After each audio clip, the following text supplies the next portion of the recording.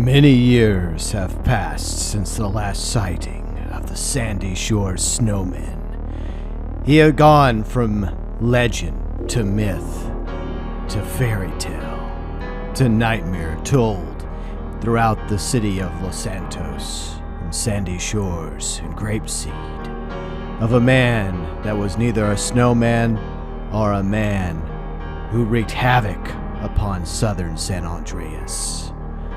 Was he a cryptid? A man that wasn't really a man, or a snowman that wasn't really a snow? An experiment gone wrong? At this point, does the story even connect or make sense anymore? Does it all canonically connect from start to middle to finish? Is there retcons or inconsistencies in the backstory and lore of the Sandy Shore Snowman? And did he ever exist at all? But for the past several years, the Sandy Shore Snowman remained in exile, secluded on an island north of Polito Bay, until one fateful festive surprise in the year 2022, when word reached him of a snowman invasion.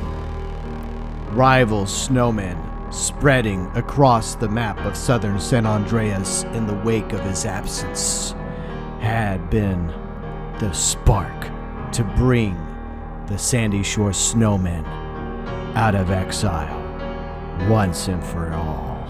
For there could only be one snowman to wage a final epic war against the false army of 25 snowmen scattered throughout the lands of southern San Andreas.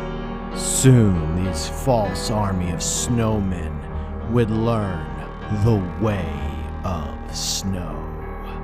And the army of 25 false snowmen must be destroyed. The Sandy Shore Snowmen discovered a map with the locations of the 25 false snowmen, preparing their armies and followers and disciples before they could all converge upon the top of Mount Chiliad. The Sandy Shore Snowman was the only one capable of stopping them. So he went back to the city of Los Santos and began to track them down one by one. With a magical candy cane, he had hoped to be able to destroy the snowman, but unfortunately, the candy cane was not strong enough. It required a bit more firepower, such as a RPG, in order to destroy the first snowman. But that was only one of many more that would have to fall before the Sandy Shore Snowman could claim back his rightful title as king of all snowmen. Traveling quickly and swiftly throughout the streets of Los Santos, hunting down the other snowmen one by one, attracted unwanted attention as an APB came out to the Los Santos Police Department of an old nemesis thought long since melted away, striking havoc once more upon the streets and the populace of Los Santos. But this time around, it was not the people or the police that were the object of the Sandy Shoremen's desires. It was the enemy snowmen. In order for the Sandy Shore Snowman to at last get redemption after many years of exile, he had no choice but to hunt down and destroy every last false snowman scattered around the city of Los Santos by any means necessary. And one by one he tracked them down, blowing them up, running them over. But it didn't take long for the false army of snowmen to become aware of the Sandy Shore Snowmen's return, as they called upon police as well as gangbangers to try and stop the Sandy Shore Snowmen at all costs. But despite law enforcement and the family's best efforts, they were no match for the original Sandy Shore Snowman.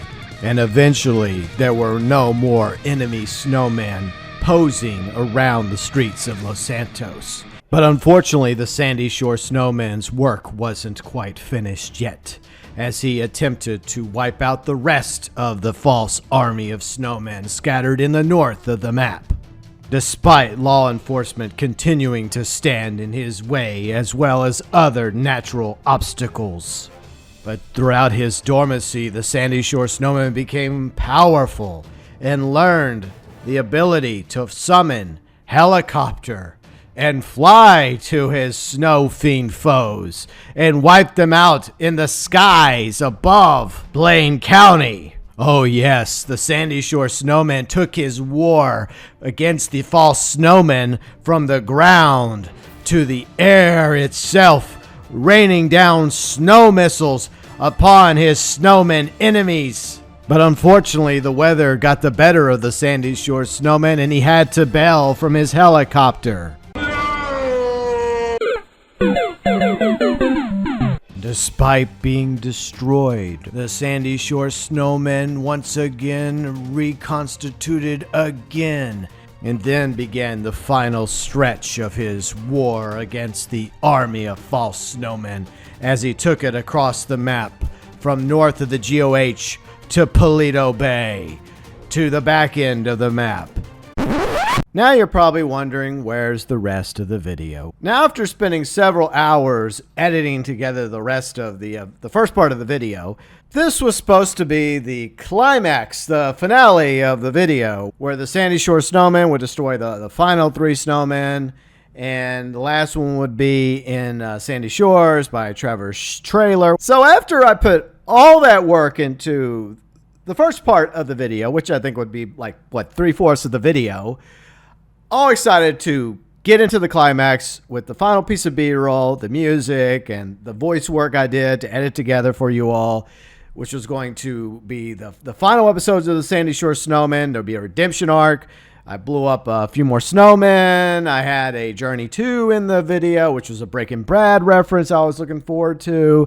And the final destruction of the last snowman, the 25th snowman, was going to be fittingly in Sandy Shores, because of, you know, the name of this series, Sandy Shore Snowman, and it would be a redemption arc conclusion, and the Sandy Shore Snowman was going to transform into the Snowman and have a happy ending. But no thanks to my POS game capture, it destroyed the last B-roll that I recorded for this video, unbeknownst to me at the time, until I had all this in the editing bay. Well, happy fucking holidays to me, I suppose. Thus concludes the Sandy Shore Snowman saga. I guess our expectations were subverted. Was Ryan Johnson directing this?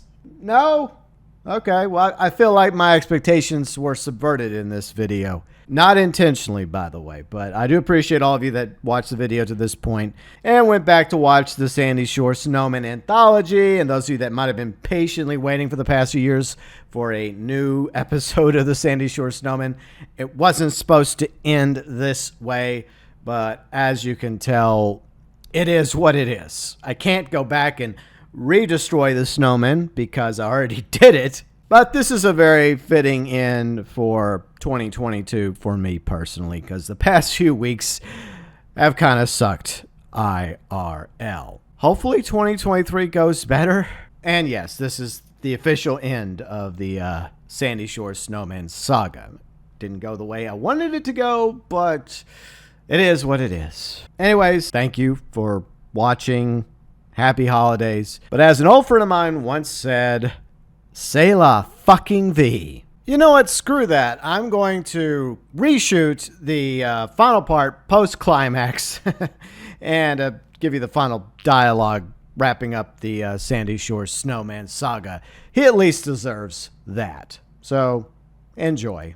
And with this final battle, the Sandy Shore Snowman was over $200,000 richer, and after all these many years of isolation and exile on the islands north of Paleto Bay, the Sandy Shore Snowman finally got the redemption he longed for after many years of death and destruction and want and mayhem and mischief that he caused. destroying the false army of 25 snowmen, achieved the ultimate victory. And through redemption and transformation and renewal, the Sandy Shore Snowman found the way of the snow and became one with the snowman.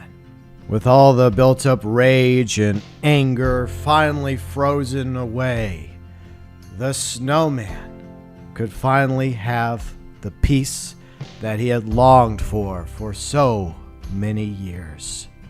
Was he a villain, an anti-hero, a tragic hero? Was he misunderstood? Was he evil?